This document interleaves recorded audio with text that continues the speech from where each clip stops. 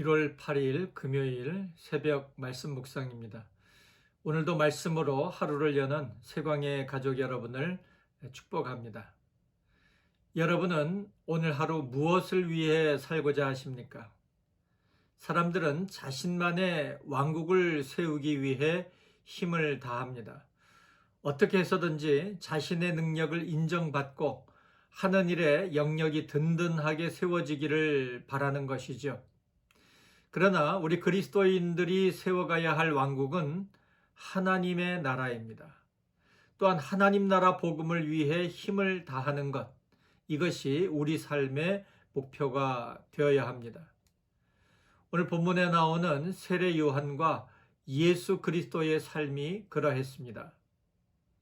오늘 본문을 보면 사람들은 세례 요한의 사역을 보면서 그가 혹 메시아, 그리스도인가 생각했다고 말씀합니다. 그의 능력과 사역을 볼 때 사람들이 당연히 그렇게 생각할 수 있는 상황이었습니다. 그러나 세례 요한은 자신의 사명이 예수 그리스도의 길을 예비하는 것에 있음을 알고 있었습니다. 그는 이렇게 말합니다.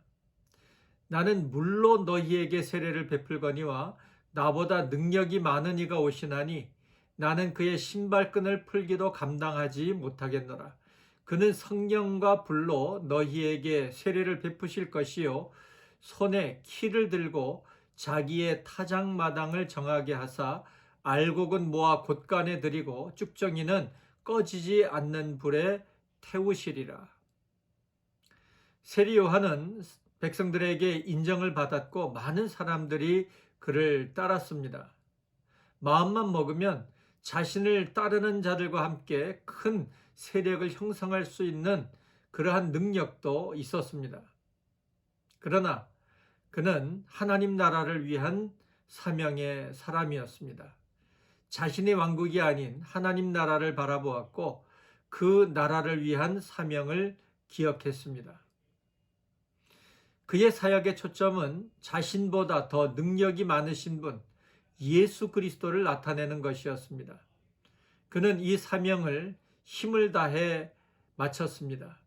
그리고는 마치 연극에서 주인공을 소개하는 사라지는 조연처럼 그는 역사의 무대 뒤로 사라졌습니다.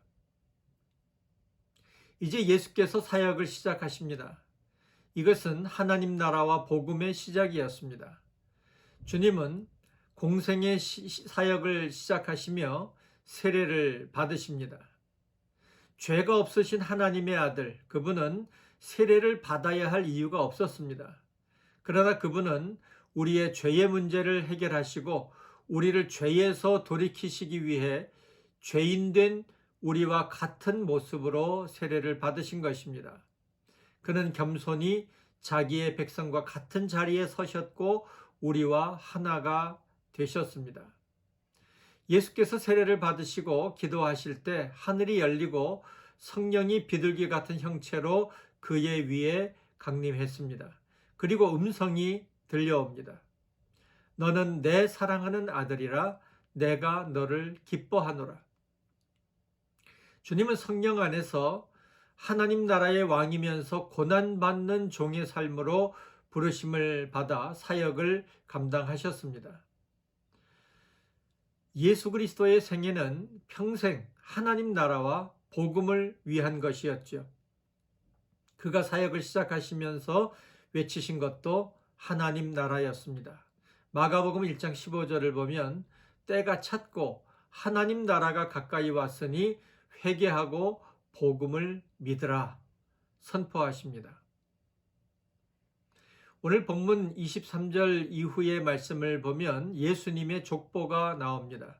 이 족보는 주님으로부터 거슬러 올라가 아담까지 그리고 하나님까지 이르게 됩니다.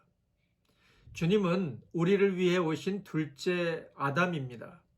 첫 아담은 인류에게 죄악과 사망의 역사를 가져왔지만 새 아담이신 주님은 아담의 죄에서 우리를 구원하시기 위해 오신 것입니다. 이 족보를 보면 그는 하나님의 아들로서 하나님 나라의 통치자이십니다. 그러나 그는 우리를 위해 이 땅에 오셨고 우리에게 하나님 나라와 그 복음을 보여주셨습니다. 하늘의 영광과 보좌를 버리시고 우리를 위해 이 땅에 오신 주님, 이것이 복음이며 우리가 하나님 나라를 누리게 된 까닭입니다. 우리가 하나님 나라와 복음을 위해 살아야 할 까닭도 여기에 있습니다. 오늘도 하나님께서 새로운 하루를 주셨습니다. 오늘 여러분들에게 주어진 삶의 영역에서 나의 왕국을 포기하고 하나님 나라를 세우는 복음의 사명을 위해 살아가는 여러분이 되시기를 주님의 이름으로 축복합니다. 여러분 모두를 사랑합니다.